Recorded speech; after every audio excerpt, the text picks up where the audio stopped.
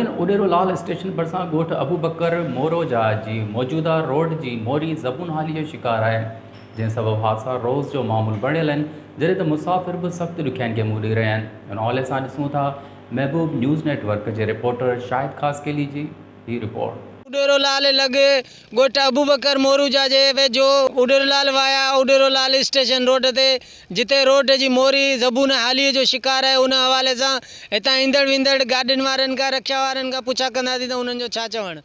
हमारे तासुरात ये हैं कि भाई हम जो ना यहाँ से जाते हैं बड़ी तकलीफ़ होती है और अक्सर जो ना हम इस एक्सीडेंट होने से भी बचे हैं यहाँ से। तो हमारी इल्तिजा है, कोशिश है कि यहाँ पर जल्द से जल्द जो ना इस रोड को बनाया जाए। हमारी इल्तिजा है, अपील है।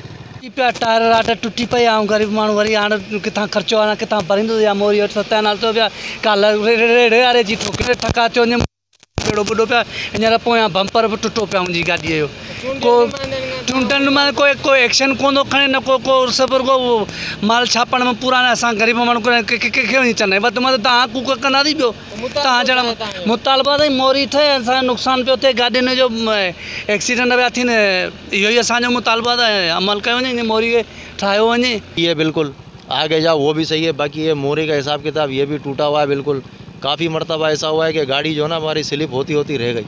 मोरी के बारे में चयो वञे त मोरी तकरीबन इनके 3 महीना खन थिया लगभग रोज़ गाड़ियों फासण निकरण मुसीबतूं तकलीफ़ूं अचनि थियूं रोड ते। का एमरजेंसी में को के मरीज़ के खड़ी वञे तॾहिं बि परेशानी असां में थींदी आहे।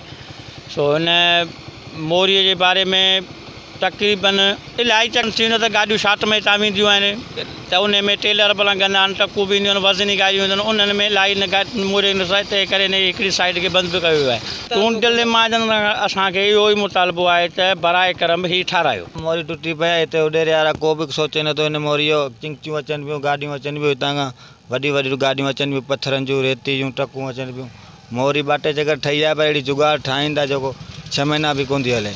न मोरी टुटण करे एक्सीडेंट वगैरह थींदा हूंदा? हाँ जाम एक्सीडेंट थींदा, मायूं मर्द अचनि पिया, को लेडीज़ खणी पियो अचे मोटरसाइकिल ते, को चिंची वञे बि, को कंहिंजो टायर निकिरी थो वञे, गाॾी गलती थी वञे कंहिंजी। चूंडियल नुमाइंदनि खां तव्हां छा मुतालबो आहे? पर उनखे चवंदा महिरबानी करे मोरी ठाहियो हिननि को छा। ईंदड़ मुसाफ़िरनि गाॾी वारनि ऐं जेके मुसाफ़िर सुवार आहिनि उन्हनि जा वीचार ॿुधा, उन्हनि जो इहो ई मुतालबो हो त हिन रोड तां गुज़रण करे अक्सर एक्सीडेंट थींदा रहंदा। इहा मोरी जेका इंतिहाई टुटी वई आहे ऐं उन्हनि इहो मुतालबो कयो आहे चूंडियल नुमाइंदनि खां त ख़ुदा फौरी तौर ते हीअ रोड ऐं मोरी ठाराए ॾिनी वञे त जीअं वधीक जानी नुक़सान खां बची सघिजे। कैमरा टीम सां गॾु शाहिद ख़ासकेली, महबूब न्यूज़ नेटवर्क, उडेरोलाल।